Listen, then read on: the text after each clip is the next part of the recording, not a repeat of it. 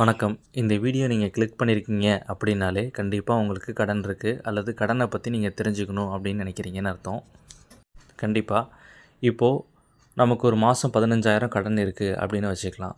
இப்போ அதே 15,000 கடன் இல்லை அப்படின்னா அந்த 15,000 நம்ம ஒரு விஷயத்தில் இன்வெஸ்ட் பண்ணி நம்ம இன்னும் பணக்காரன் ஆகிறதுக்கு அந்த பணத்தை வேலை செய்ய வைக்கலாம். இது உண்மை. இந்த உண்மையை எல்லாருமே அக்செப்ட் பண்ணிக்கிறோம். ஓகே, இப்போ நம்ம டைட்டிலுக்கு போகலாம்.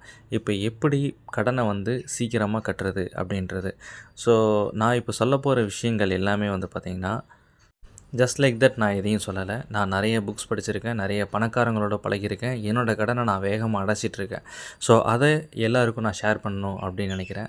இந்த வீடியோக்குள்ளே போகிறதுக்கு முன்னாடி நல்ல ஒரு டீப் ப்ரீத் பண்ணி உங்களை கொஞ்சம் ரிலாக்ஸ் பண்ணிக்கோங்க. ஒரு ரிலாக்ஸான மைண்ட் செட்டில் இந்த வீடியோவை ஸ்கிப் பண்ணாமல் பொறுமையாக கேளுங்க. கண்டிப்பாக உங்களுக்கு கண்டிப்பான ஒரு சொல்யூஷனோ ஒரு ஐடியாவோ இந்த வீடியோவில் கிடைக்கும் அப்படின்னு நான் நம்புகிறேன். 4 விஷயம் நான் சொல்ல போகிறேங்க பணத்தை பற்றி. ஸோ பணம்னா என்ன அப்படின்றத நம்ம தெரிஞ்சுக்கணும். 1, பணம் எப்படி ஒர்க் ஆகுதுன்றதை தெரிஞ்சுக்கணும். 2, 3வது விஷயம் பணத்தை எப்படி அட்ராக்ட் பண்ணுறது அப்படிங்கிற விஷயத்த நம்ம தெரிஞ்சுக்கணும். 4வது அந்த பணத்தை வச்சு எப்படி நம்ம கடன் இல்லாமல் இன்வெஸ்ட்மெண்ட்டில் போடுறது அப்படிங்கிறத நம்ம தெரிஞ்சுக்கணும்.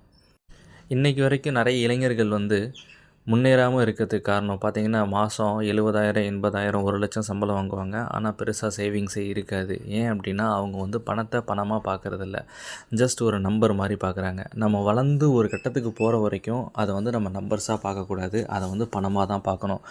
1 ரூபி இஸ் 1 ரூபி, 1 ரூபி தானே அப்படின்ற எண்ணம் எப்பயுமே உங்களுக்கு வந்துடக்கூடாது. ₹1 இருந்தாலும் பணம் தான், 1 கோடி ரூபாயாக இருந்தாலும் அது பணம் தான் அப்படிங்கிறத முதல்ல அவங்க மைண்ட் செட்டில் கொண்டு வாங்க. 2வது, பணம் எப்படி ஒர்க் ஆகுது அப்படின்னு பார்த்தீங்கன்னா, நீங்கள் எப்போ ஒரு பணத்துக்கு ரெஸ்பெக்ட் கொடுக்க ஆரம்பிக்கிறீங்களோ, அந்த பணத்தை நீங்கள் வேல்யூ பண்ண ஆரம்பிக்கிறீங்களோ, அப்போ தான் அந்த பணம் உங்களை வேல்யூ பண்ணும், அந்த பணம் உங்களை தேடி வரும். ஸோ அந்த பணத்தை எப்படி நம்ம அட்ராக்ட் பண்ணுறது அப்படின்னு நீங்கள் 3வது டாபிக் பார்த்தோம் இல்லையா? ரொம்ப சிம்பிள். எப்போ உங்களோட தேவையில்லாத செலவை குறைச்சிக்கிட்டு நீங்கள் மைண்ட்ஃபுல் செலவு, அதாவது ஒரு செலவு பண்ணுறோம் அப்படின்னா அந்த செலவில் உங்களுக்கு ஒரு பயன் இருக்கணும். அந்த செலவுனால் உங்களுக்கு ஒரு சாட்டிஸ்ஃபேக்ஷன் கிடச்சிருக்கும், ஒரு ஃபுல்ஃபில்மெண்ட் இருக்கணும். அந்த செலவுகள் மட்டும்தான் பார்த்திங்கன்னா உங்களோட கரெக்டான செலவு. ஸோ இதை நம்ம கரெக்டாக பண்ண ஆரம்பித்தோம் அப்படின்னாலே பணம் நமக்கு நிறைய வந்துட்டுருக்கும். 1,00,000 சம்பாதிக்கிறவங்களுக்கு பார்த்திங்கன்னா ஒரு ₹1,000 ஒரு பேண்ட்டோ ஒரு ஷர்ட்டோ எடுக்கிறது பெரிய விஷயம் கிடையாது. ஜஸ்ட் லைக் தட் போய் எடுக்கலாம். அவங்களோட ரேஷியோவுக்கு அது ரொம்ப கம்மி. இதே ஒரு 20,000 வாங்குறவங்களுக்கு பார்த்திங்கன்னா ஜஸ்ட் லைக் தட் போய்ட்டு ஒரு ₹1,000 ஒரு இடத்துல நம்ம ஸ்பெண்ட் பண்ண முடியாது. ஸோ ஒரு டைமுக்கு 2 டைம் யோசிக்கணும். இதே ₹1,00,000 வாங்குறவங்க 10,000 ருபீஸ்க்கு ஒரு ஷர்ட் வாங்குறாங்க அப்படின்னா அவங்க ஒரு டைமுக்கு 2 டைம் யோசிக்கணும். இதை தான் நான் சொல்ல வரேன். ஒரு செலவும் பண்ணுறதுக்கு முன்னாடி இந்த செலவை பண்ணாமல் நம்ம கடனை கொடுத்தா நம்ம நிலைமை என்ன ஆகும் அப்படிங்கிறத யோசிக்க ஆரம்பிங்க. கண்டிப்பாக உங்களோட செலவுகள் குறைய ஆரம்பிக்கும். உங்களோட கடனை சீக்கிரமாக முடித்து அந்த கடனை நீங்கள் இன்வெஸ்ட்மெண்ட் பண்ணுவீங்க. 4வது விஷயம் பணத்தை வச்சு எப்படி கடன் கட்டுறது. ஒரு எக்ஸாம்பிள் சொல்கிறேன் பாருங்கள்.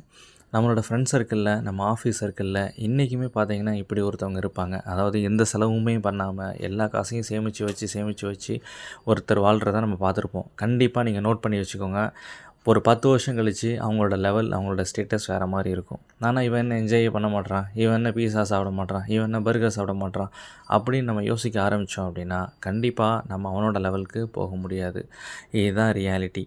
இதை நம்ம டெப்த்தாக 1 பை 1 ஒரு சாப்டராக நம்ம சேனலில் பார்க்க போகிறோம். அதுக்கு நீங்கள் மறக்காமல் நம்ம சேனலை சப்ஸ்கிரைப் பண்ணிக்கோங்க.